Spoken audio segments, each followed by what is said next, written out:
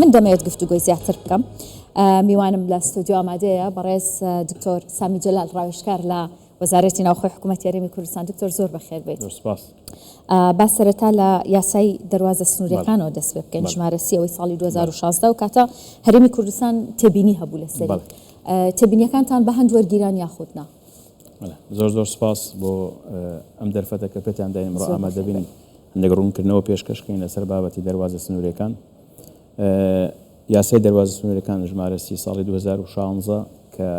لە عێراق دەرچووە ئێمە وەکو هەرێمی کوردستان تێبینیمان لەسەر دیاری کردووە و بە یاسایەکی نادەستوری دەزانین لەبەر ئەوەی ئەم یاسایە دەستەی دەواازە سنووریەکان تەدەخولێکی مباشر دەکات لە ئیشی گومرک و بابەتی گومرکی بە قانون جناب الإشارة بدا قانون ژمارە 23 ساڵ 1963 ڕێک خراوە و هەروەها لە دەستوریشا بابەتی گومرکی ئیدارەی گەمارک ئیدارەیەکی هاوبەش و مشتەرەکە. ئەم یاسایە وای لێ کردووە کە هەموو دام و دەستگاکانی حکوومەت کە لەو دەواازانە هەن ملکەتی ئەو دەستەیە بێت. ئێمە لە دەواازە سنووریەکان چەندین فەرمانگە هەن، بۆ نمونە فەرمانگەی پاسپۆرت هەیە کە سەر بە وەزارەتی ناوخۆیە، فەرمانگەی زراعە هەیە، فەرمانگەی سەحە هەیە، ئەمانە هەمووی سەر بە وەزارەتەکانن. خۆی هەر عێراقیش گرفتی هەیە، وەزارەتەکانی عێراقیش گرفتیان هەیە لەگەڵ ئەم یاسایە کە تەدەخولێکی مباشر دەکەن لە گرفتەکە چییە کەواتە هەر هەرێمی کوردستان نییە؟ گرفتەکە عێراقیش کێشیان هەیە لەگەڵ ئەم دەواازە ئەم یاسایی کە دەرچوو بە دەواازە سنووریەکان. ئێمە وەکو حکوومەتی هەرێمی کوردستان تێبینیمان داوە کە ئەم یاسایە دەستوری نییە، یان پێویستە هەڵوەشێتەوە یان پێویستە بە شێوەیەک هەموار بکرێتەوە کە متەوافق بێ لەگەڵ دەستوری عێراق. وەڵامیان چییە؟ وەڵامیان نانە ژێر ئەو بارەوە کە دان بۆ دابنێن ئەم یاسایە دەستوری نییە، بەڵام لە خلالی ئەو کۆبنەوەی کە ئەنجام درا توانرا کە قەناعەتێکیان بە دروست کرێت کە ئەم یاسایە هەموار بکرێتەوە. ئەگەر جەنابەت دەرفەتم پێ بدەیت ئەمانەوە ئەمڕۆ زۆر بە شێوەیەکی ورد باسی ئەم بابەتی دەواازە سنووریەکان بکەین، چونکە دیارە من دوێنێک دیمانەیەکیان چاوپێکەوتنێکی سەرۆکی دەواازە سنووریەکانم بینی لەگەڵ کەناڵی ئەلحەدەث کە باسی معابەری غیر ڕسمیەکات و باسی قاچاقچێتیەکات و باسی ئەو شتاناکە لە هەرێمی کوردستان. منیش پرسیاریوانت لێ بەڵێ من بە هەموو شێوەیەک ئەو قسانەی ئەو پێچەوانەی ئەو واقعەکە هەیە و ئێمە توانین لێرە ئێمڕۆ بە دۆکیمنت باسی ئەو بابەتە بکەین. ئەگەر ئێمە بگەڕێنەوە بێمەژوو ئەم بابەتەی ئەم فشارە ئێستا لەسەر حکوومەتی هەرێمی کوردستان لەسەر هەرێمی کوردستان هەیە فشارێکی سیاسیە و دەرئەنجامی ئەو ڕیفراندۆم مێژووی کە هەرێمی کوردستان ئەنجام دیا بەڕابەتی سەرۆک بارزانی لە 2017 و ئەو هەوڵانی کە دایان دوای 2017 و دوای احداسی 16 ئۆکتۆبەر کە بە شێوەیەکی سەربازی شکستیان هێنا لە داستانی پردێ کە بەرەو پێشەوە بێن و کۆنتڕۆلی هەرێمی کوردستان بکەن، لێرە استراتیجێتیان گۆڕی بۆ لە دوای ئەوە بە بەردەوامی کێشە بۆ هەرێمی کوردستان دەستیان کرد بە فشارکردنی ئابووری لەسەر هەرێمی کوردستان. ئەوە بوو لە ساڵی 2019 بڕیاری ژمارە 13 ساڵی 2019 دەرچوو کە مەجموعەیە بڕیاری تێدا بوو. یەکێ لەو بڕیانانە یەکخستنی پێناسەی گومرکی، پێناسەی گومرکی یەکخرا و یەک پێناسە دەرکرا و جێبەجێکرا. طبعا پێش ئەوە پێش بڕیاری 2019 هەستان هەنێک خاڵی گومرکیان دانا، هەر کاڵایەک لە دەواازە سنووریەکانی هەرێمی کوردستان دەواازە فەرمیەکانیش ئەوانی کە لە عێراق وەکو برایم خەلیل، وەکو باشماق، وەکو پەروێزخان، وەکو فڕۆکەخانەکان کە دانی پێنرا و فەرمیە، ئەو کاڵانێش کە لەو دەواازن و داخڵ دەبوو بەرەو ناوچەکانی تر عێراق دووبارە گومرکیان دەکردنەوە. یەکێ لە سەیرترین بڕیارەکانی حکوومەتی عێراق لەو ماوەیە بڕیاری ژمارە 68 بوو کە ئەو ئۆتۆمبیلانی کە لە هەرێمی کوردستان تۆمارن دووبارە تۆماریان کردنەوە لە عێراق و ڕقەمەکانیان لێکردنەوە و دووبارە تۆماریان کردو کە بەپێی یاسای هاتوچۆ ئەو کاتە کە یەک یاسای هاتوچۆ هەبوو 2004 ئۆتۆمبیل تەنها یەک جار لە عێراق تۆمار دەکرێت. ئەمان بە بڕیارێکی پێچەوانەی یاسا پێچەوانی دەست و هەستان دووبارە تۆماریان کردو. ئەوەی لەو بڕیارانەی کە دژایەتی ئابووری هەرێمی کوردستان کرد. باشە بە سیاسەی ژمارە 13 کرد ینی بڕیار بوو کە حکوومەتی عێراق پێداچوونەوە بکات. بەڵێ لە دوای تەشکیلی کابینەی نوێی حکوومەتی هەرێمی کوردستان استراتیژیەتی حکوومەتی هەرێمی کوردستان ئەوە بوو کامە هەموو ئەو کێشە هەڵپەسەراوە ماوەتەوە بە گفتوگۆ چارەسەر بکەین. ئەوە بوو چەندین گفتوگۆکانتان بەچی گەیشتن؟ چەندین لەجار پێکهێنرا بە مەبەستی گفتوگۆکردن لەگەڵ حکوومەتی عێراق. ئێمە لە حکوومەتی عێراق بڕیاری ژمارە 11 2019 هیچ پێداچوونەوەی بۆ نەکرد هەتا ساڵی 2023. 2023 بڕیاری ژمارە 62 دەرکرد. بڕیاری ژمارە 62 کە ئەمە دقەکەیەتی کە باس لەوەکە لەژنەیەک پێک بهێنرێت بە مەبەستی پێداچوونەوەی بڕیاری 19. طبعا ئەم لەژنەیە ئەمری دیوانی 62 ئەگەر تەماشایکەین هیچ نوێنەرێکی حکوومەتی هەرێمی کوردستان لەو لەژنەیە بوونی نەبووە. بەڵێ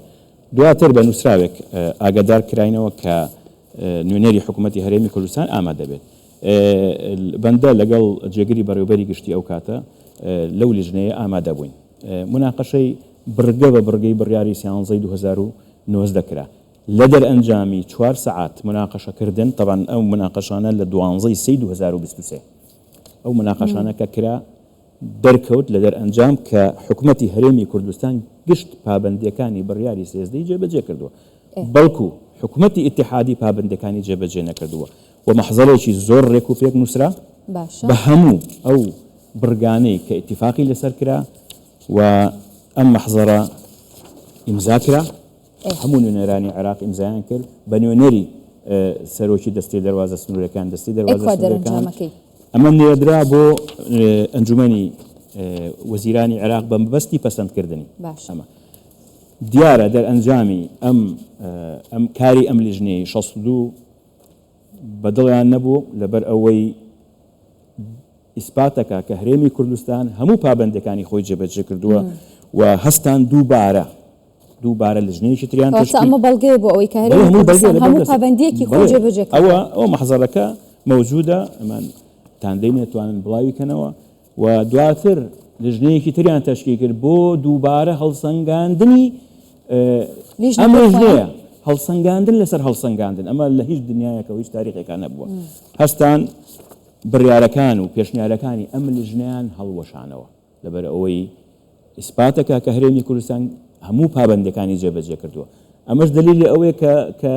ئەمە بابەتەکە سیاسیە. هەموو نوێنەرانی طبعا ئەم لژنەیە نوێنەری وەزارەتی زراعی تایە، سەحەی تایە، تەخطیطی تایە، دەروازە سنووریەکانی تایە، ئەمنی وەتەنی تایە، مخابەراتی تایە، وەزارەتی ناوخۆی تایە، مروری تایە، هی هەردوو لە هەمووی پابەندەکانمان ئێمە جێبەجێ کرد. باشە دکتۆر بەڵام بەداخەوە هەستان ئەم لژنەیان هەڵوەشاندەوە. بۆ چارەسەرکردنی ئەم هەموو کێشانی کە ئێستا تۆ باسیەکەی لە 1 2019 ئەنجومەنی ئابووری عێراق کۆبوونەوەیەکی کرد لە هەولێر بۆ چارەسەرکردنی کێشەکان. بوو لیژنەیەکی پێکێنا چارە نووسی و لیژنەیەکوە. من ئەگەر مەجالم بیتێ لەسەر ئەو بابەتە پێش ئەوە بچینە سەر ئەوەی ئەنجومەنی ئابووری کۆبووی بە تەسەلسولی منطقی تاریخی ئەو شتانی کە کراوە. دواتر هاتن بیانووی ئەوەیان پێگرتین ئێوە دەروازەتان هەیە ڕێی قاچاق هەیە و قاچاقیە کری و ئەم شتانە. تومان کاکە ئێمە حازرین چیتان دەبێت ئێمە هیچ شوێنێکمان نییە قاچاقی لێ بیان معاوەری غێر ڕسمیمانی هەستان ئەمریکیان تەشکیل کرد ئەمریکی دیوانی بە تەوقیعی ڕێبەری نووسینگەی ڕئیس وزەرا ئەڵێ لژنەیە پێک بێنن بۆ دیراسەتکردنی ئەو دەروازە سنووریانەی کە لە حکوومەتی هەرێمی کوردستان فەرمین و لای ئێمە معتەرەف نین بۆی بتوانین بیکەین بە فەرمیان دابخرێت. ئێمە وتمان بەسەر چاو ئێمە کتابێکمان ئاڕاستە کردن لەلایەن نوێنەراتی حکوومەتی هەرێمی کوردستان کاک فارس لێرە ئێمە ڕێز و سڵاو بۆ جەنابی زۆرمان دووە لەگەڵمانە لە بابەتانە. ئێمە پێیان دەڵێن ئێمە دەروازەی زێت لە سنووری بینی تورکیا و هەرێمی کوردستان پشتە لە منطقەی گەرمیان لە بینی ئێران و گەرمیان سەیرانبەن لە پێنجوێن لە بینی ئێران و هەرێمی کوردستان کێلێ لە قەڵاتزێ تەوێڵە لە تەوێڵە پیشابور لە سەر حدودی ڕۆژئاوا سازان و بەڵێ سازان دواتر ئیشی لەسەر کرا. ئەم 6 دەروازەیە دەڵێن ئێمە فەرمونون ئامادەین لیژنە پێک بێنێن با بڕۆین تەقیمی بکەن نەتیجەی لژنەکە بە کەڵکی ئەوە هات بێتە دەواازەیەکی فەرمی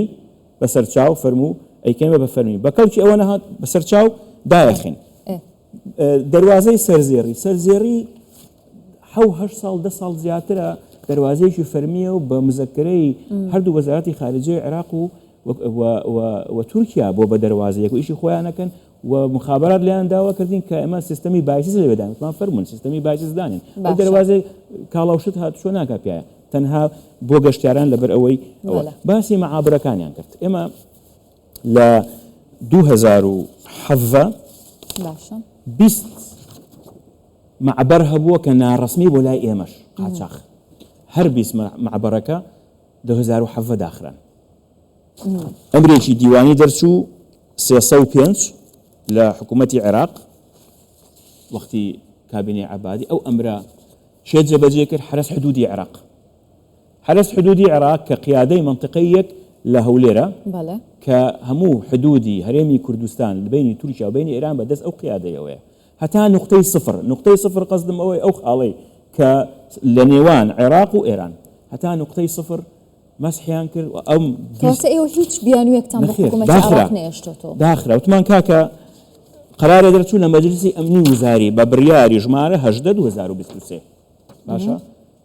کە بەڕێز محەممەد شیاع سوودانی سەرۆکی ئەنجومەنی وەزاری عێراقا و وەزیری ناوخۆیە وەزیری بەرگریە وەزیری دەرەوەیە وەزیری دادا و مخابراتن ئەمانە هەموو قیادە ئەمنیەکان بڕیاریاندا دەواازەی کێلەشین بکرێتەوە ئەڵێ کردنەوەی دەواازەی سنووری سیدەکان ئەشتوویە لە بینی جمهوری ئێرانی ئیسلامی و جمهوری عێراق ئەمە لە 2023 لە مانگی هەشت دەرچووە هەتا ئێستا جێبەجێ نەکرا لە باڵاترین دەسەڵات دەرچووە کە خۆی کێ جێبەجێ ناکە عێراق جێبەجێ ناکە پەشیمانە بن و بڕیارەکەن و پەشیمانە بوو خۆ ئەمەش یەکێ لەو دەواازانەیە زۆر لە بڕیارانتان لایە زۆرم لایە ئەمە هەموو یەکێ لەوانەیە کە ئێمە بەواتی معبەری قاچاق هەر نییە کتابمان داوەڵین کاکە ئەم شش دەواازەیە فەرموون بێ زەحمەت بۆمان بکەن بە دەواازەیەکی فەرمی باشە خواوەی ئەنجومەنی ئابووری عێراق با بیرمان نەچێت باش ئەوەی ئەنجومەنی ئابووری 2024 کۆبوونەوە ئەنجامدرا ئەنجومەنی ئابووری عێراق کە بەڕێز دکتۆر فواد حسێن سەرۆکی ئەنجومەنی ئابووریە جێگەری سەرۆک وەزیرانە وەزیری زراعی تێدایە وەزیری صناعە وەزیری تیجارە وەزیری مالیە تێدایە و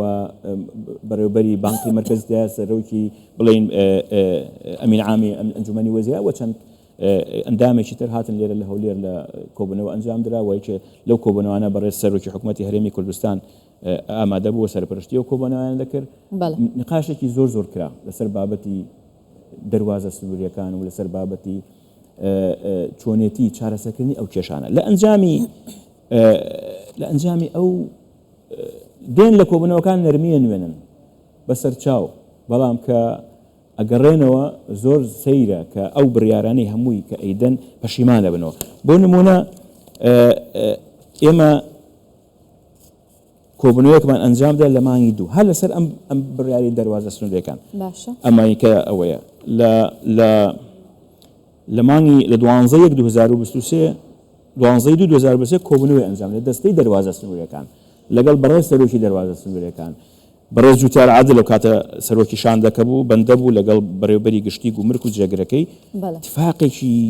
تەفسیلیمان نووسیەوە بە تەفسیلی ئەو لامە بە دۆکیومنت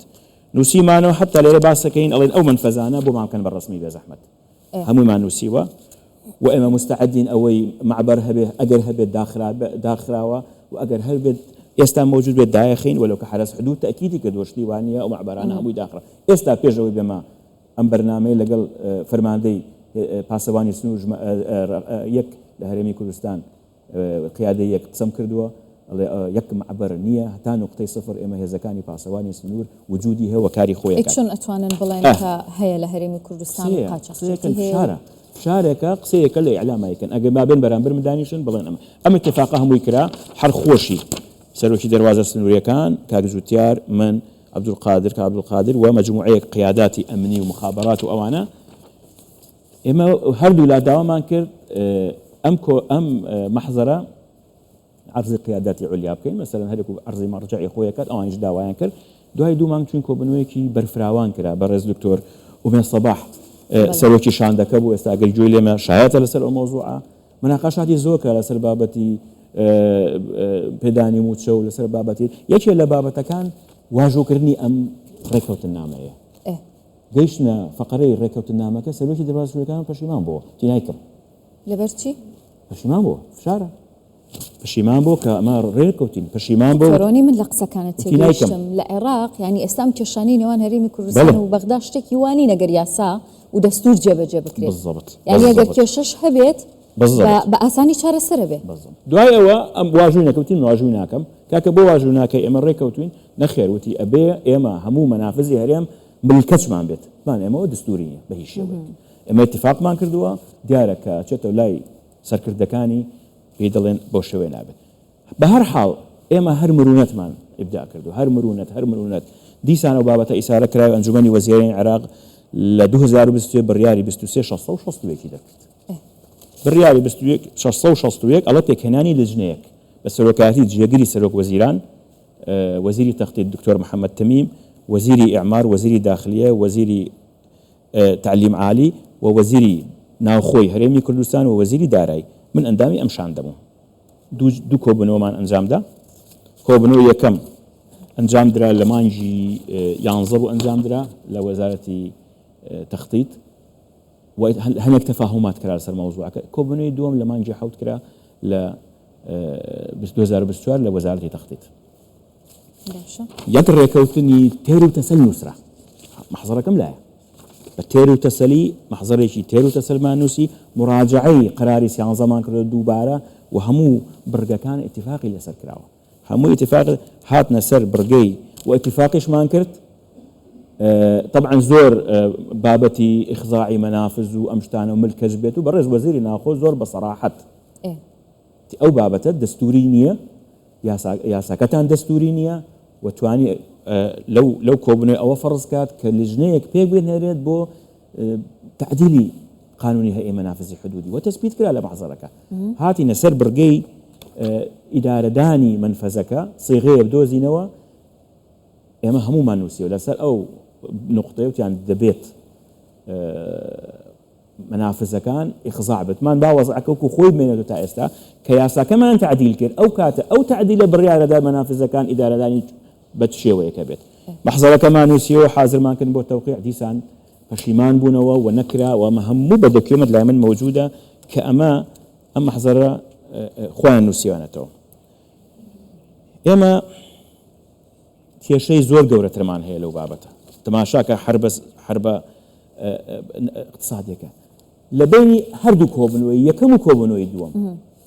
هەستان لژنەیەکیان تەشکیل کرد تەقریرێکیان بۆ بەڕێز سەرۆک وەزیران نووسی ڕاوێژکاری سەرۆک وەزیران بۆ کاروباری دەرواز سنووریەکان قەناعەتی بە ڕئیس وەزیرانی عێراق کرد کە دووبارە خاڵە گومرکەکان دابنێتەوە لە بینی هەردوو کۆبنەوەکە لژنەیەکی وەزاری باشە دکتۆر ئەمە ینی زیان بە عێراقیش ناگەێنێ بۆ نمونەیانی دەواازەی تاکە دەواازەی وشکانی لە نێوان تورکیا و عێراق زیانێکی زۆر گەورە ئێمە لە بینی دوو کۆبنەوەکە ئێمە لە مەرحەلەی مفاوەزاتین تۆ چۆن ئەچیت بڕیارێکی تر دەدەکەیت کە پێچوانی ئەوانەیە هەستان دیسان خاڵە گومرکەکانیان دانا و خاڵە گومرکەکان بە شروعی زۆر عجیب کاکە ئەمە لە کۆبنەوەی کە کردمان دوایوتمان کاکە ئەمە ناقانونیم ئیشە ئێوە کردوتانە ئێمە لە مەرحەلەی مفاوەزاتین ئەمری دیوانی و احترامی ئەمری ڕێز وزاراتان نەکردو ئەسڵن خاڵە گومرکانیان دانا لە مانگی هەشتەوە لە 15 کارا بووە لە 2024ەوە زەرێکی زۆری بە عێراق گەیاندەوە زەرێکی زۆری بە هەرێمی کوردستان گەر تەسەوور کە تۆ نادەستوری ئەم دەروازەکان ئێمە لە دەستوری عێراق لە مادەی 24 ئەڵێ دەستور کەفیلە و ضامنی هاتوچۆی ڕئوس ئەموالە و هاتوچۆی کەلوپەلە و هاتوچۆی دەستی کارە لە عێراق و لە ئەقالیمەکان جامە جێبەجێکرێ نەخێر ئێستا تۆ سەیتەرەکانت دانا تۆ ئەم ڕێگریە و کرد شتێکی تر زۆر سیر تۆ ئەڵێ ئەو کەلوپەلانەی لە دەروازەکانی هەرێم بە تەنیا کە دێن ئەبێ لە ماوەی 72 ساعت گەن ئەو سەیتەرانە ئەگەر نەگەن ئەو سەیتەرانە من ڕێگا نادەم داخڵەکەی ئەگەر بیتەوە بۆ سنووری ئیدارەی سەربەخۆی زاخۆ لەو ڕێگای لە بینی زاخۆ هەتا دۆ سەدان کۆگای گەورە هی شەریکاتی زۆر عیملاق هەیە کە مەلایەن دۆلاریان لەدەوە بۆ ئەو کۆگاکانیان لە هەرێمی کوردستان داناوە لەبەرەوەی ئاسایش سەقامگیرە ئەمن و ئەمان بە یەک ڕستە پێم بڵێ ئەمەی عێراق بەرامبەر بە هەرێمی کوردستان لە دەواازە سنووریەکانی کاچی ئەمەی عێراق شارێکی ئابووری لەسەر عێراقیدا دەیانەوێت ئابووری عێراق هەرێمی کوردستان پێ لاواز بکەن دەیانەوێت پێگەی هەرێمی کوردستان لاواز بکەن شارێکی سیاسیە کەوتوتە سەر هەرێمی کوردستان و هەرێمی کوردستان بە هیچ شێوەیەک ئەو مەبدەئی کە هەیە و ئەو تەوجیهاتانەی بەڕێز سەرۆکی حکوومەت و تەوجیهاتی بەڕێز وەزیری ناخۆل لە هەموو کۆبوونەوەکان سازش ناکەین بە هیچ شێوەیەک لەسەر مافە دەستوریەکانی هەرێمی کوردستان